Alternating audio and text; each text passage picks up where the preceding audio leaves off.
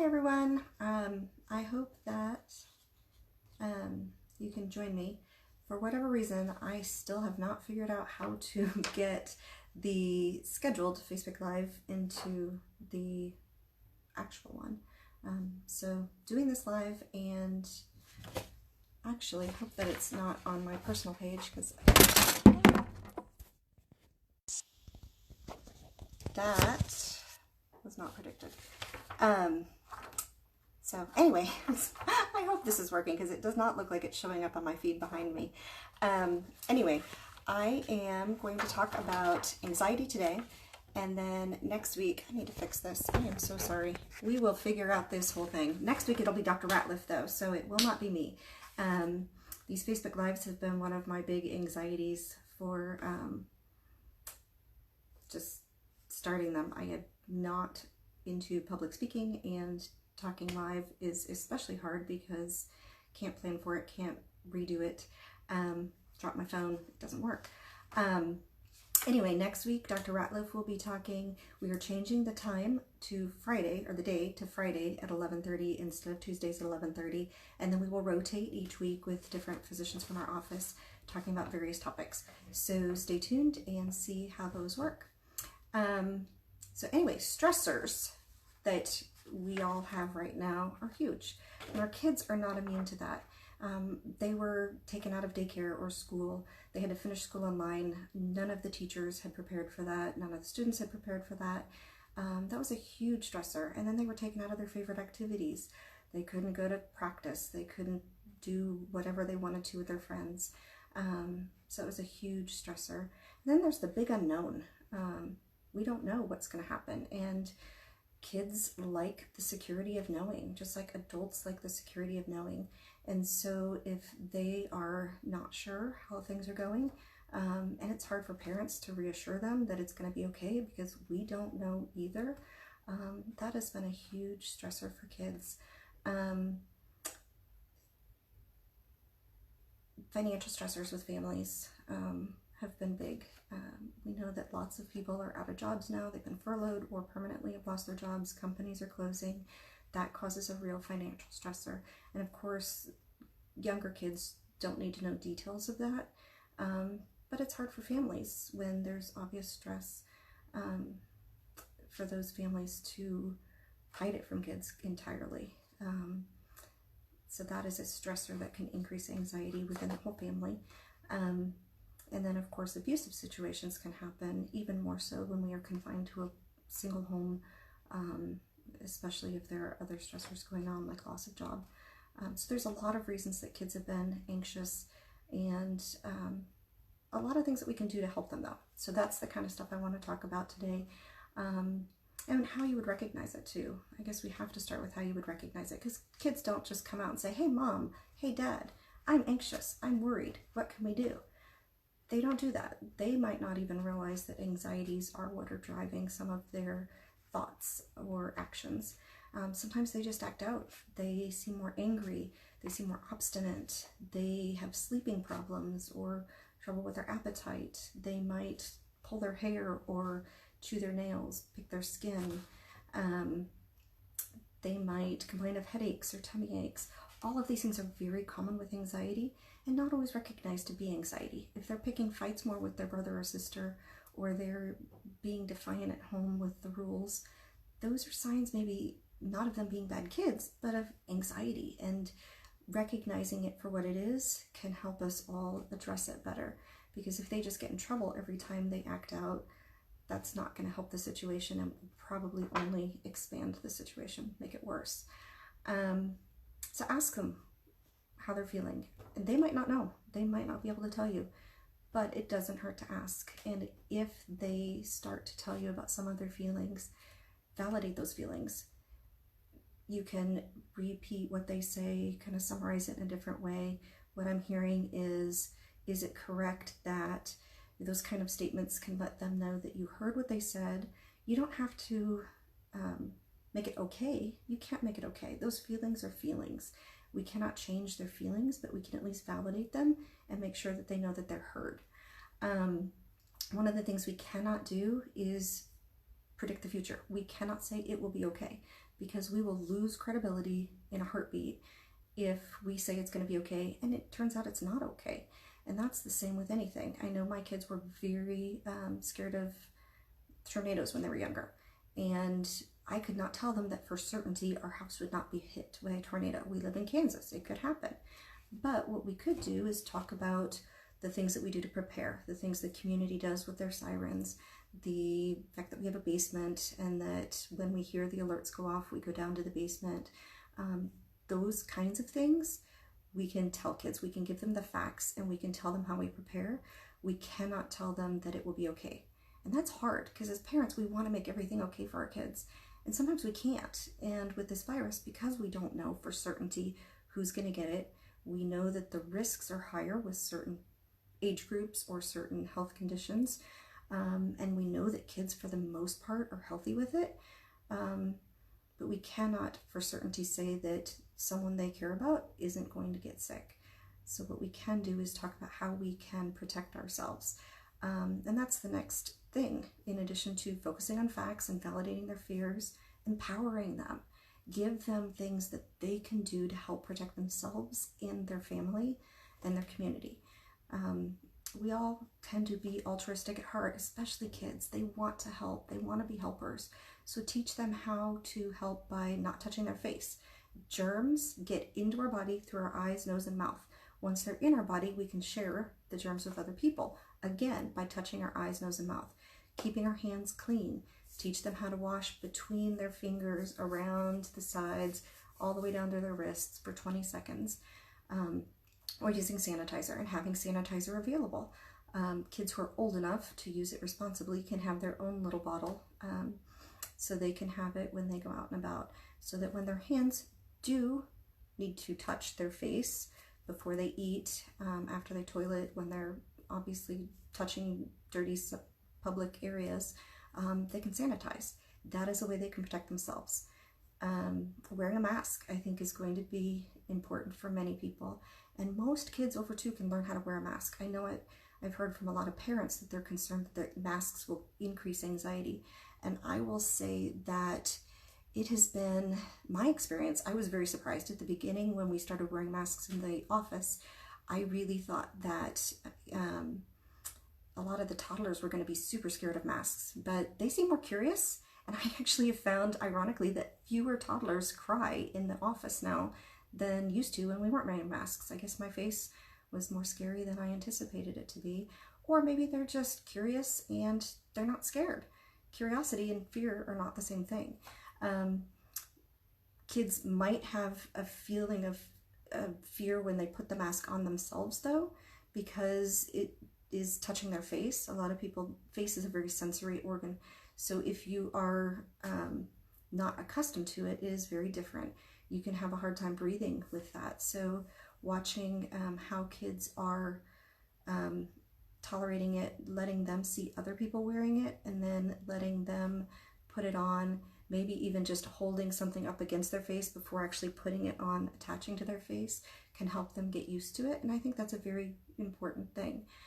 Because wearing a mask is a way we could be superheroes. Superheroes wear masks, and we can talk to our kids about that. And again, that altruism helps empower them and helps them feel good about what they're doing, and they can save them, not only themselves, but other people by wearing a mask.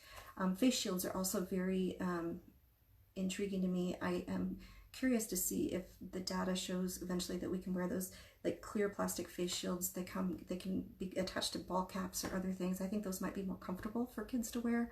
It might keep them from touching their face because it covers their entire face. It also protects their eyes. I am curious about how face shields will be eventually used, but for now, masks are what are recommended. So teaching kids to wear them can be very empowering. And again, empowerment is one of those things that can help against anxiety. And then routines. I think we were all taken out of our routines when we were told to stay home. And we were taken out of school, we were taken out of activities, work, all kinds of things, and our bodies thrive on routine. I'm sure all of us have been through those days where we had nothing to do, so we did absolutely nothing. We might not have even brushed our teeth or gotten dressed. That is not a healthy place for us to be. We should all try to have a routine of some sort, even if we're not going to leave the house to go do something. have structure to our days so that we can get stuff done and feel better about ourselves. Try to get up at about the same time every day, have breakfast, brush teeth, get dressed, then have a time to do activities that involve academic something, have time to do activities that involve exercise. I encourage all kids these days to have some kind of a project to work on this summer, depending on the age of the kid. The projects can be learning how to knit or crochet. It can be learning how to play the guitar. It can be learning about a foreign language or culture. It can be, if they've always been interested in a certain sport, learn more about that sport, or space, or whatever. Something that they can learn to grow that can help them, and they can do that during their academic time. They could also do a project as a family. That would be awesome, right? If the family decides to grow a garden this summer because they have more time at home to grow a garden, you can all learn about how to do it, what is needed, plant it and watch the plants grow. They have to tend it every day. They'll have to go out and take care of the weeds and watch the fruit as it grows, or whatever it is it grows. That would be amazing, right? And that's something you could do as a family. I've met one family that they're building a tree house together. How fun would that be for, you know, parents and kids to work together? You can actually see this growing and changing. But that also gives you something to do in your routine. And so having that set routine every day is super important. We all thrive on routine. We need that. And part of your routine should be eating, exercise, and sleep. Those are the big three I always talk about at every well visit every year. If I ask kids that have been with me long enough, what are the big three? They usually can tell me. You have to eat well, you have to exercise, and you have to sleep on schedule. And those three things help manage our anxiety. If those get off, we are not as well controlled with our anxiety. So very important. Sorry, I have to look at my notes here. Coping skills are another thing. We all need coping skills to help with whatever gets thrown our way during the day. Sometimes it's just taking a big breath. Learning how to be mindful is super important. At the end of this, I will post all of the some links for mindfulness activities, as well as some ideas for routine activities. But coping skills, huge, and mindfulness has been shown to help. It's free, it's easy. Every phone, iPad, computer has free apps that you can use, or you can go on YouTube and just watch some mindfulness type videos. Lots of fun stuff out there, and it's free and it's accessible. Naming the worry is a huge coping skill. If you can name what you're worried about, you can help identify it and address it.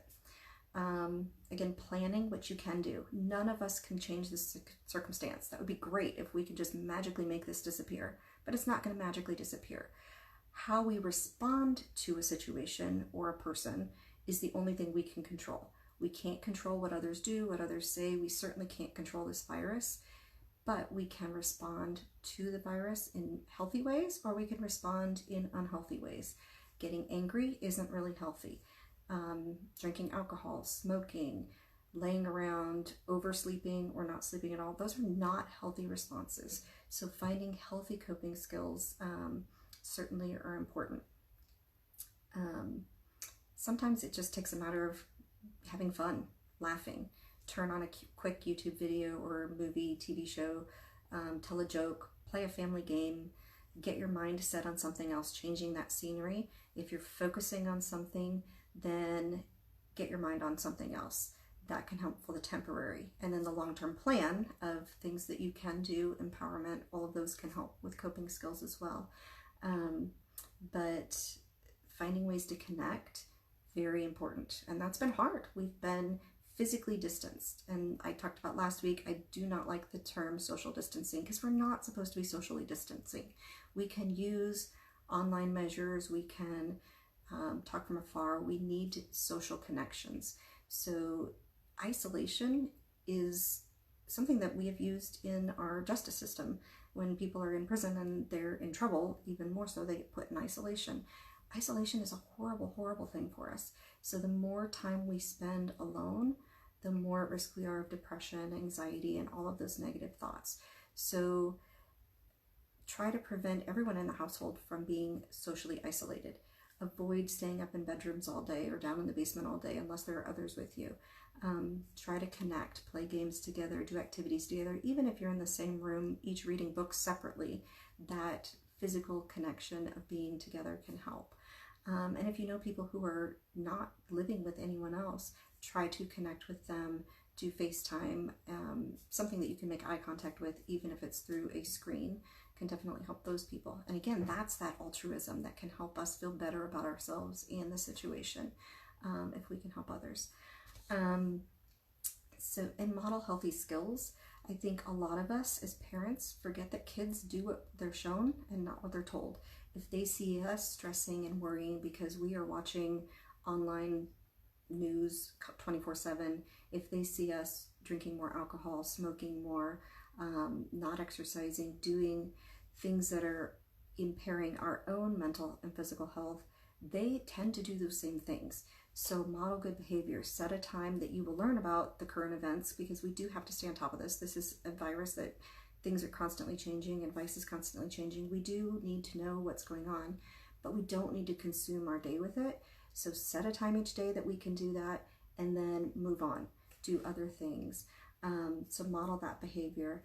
And then if you notice warning signs in your kids, things like they are socially isolating too much, they're staying in their room, they refuse to come out, they are getting very angry, losing their temper all of the time, just being difficult to get along with, if they're actually crying, sad, if they have behaviors that are worrisome, like too much nail biting, skin picking, hair pulling, any of those things that you might associate with anxiety. Again, the headaches, the stomach aches. If you recognize them as anxiety or depression, and you can't make it better for them, then seek professional help. Always start with your pediatrician or family doc. And if they feel like therapy is needed, there are lots of therapists now across the country that are working online so that you can safely go visit a therapist. It is harder to make that human connection again, but it is very possible. And again, in the links after this, I will put some resources for that as well. Because if your kids are struggling, or if you are struggling, please, please, please get help that you need. If your kids are not sleeping well and you can't help them get better sleep, then sleep is needed for a healthy brain. So that is one of those things that tends to just cycle through and things just get worse. We don't want that snowball effect. So make sure that your kids are getting the sleep they need, the exercise they need, the eating the healthy fruits and vegetables throughout the day, all of those healthy habits. And if you notice warning signs, then help them get significant help with a mental health provider or your family physician or pediatrician. So I think that is all that I was going to cover today. I will put comments afterwards with the resources that I mentioned, and then tune in next week for Dr. Ratliff on Friday at 11:30. Thanks.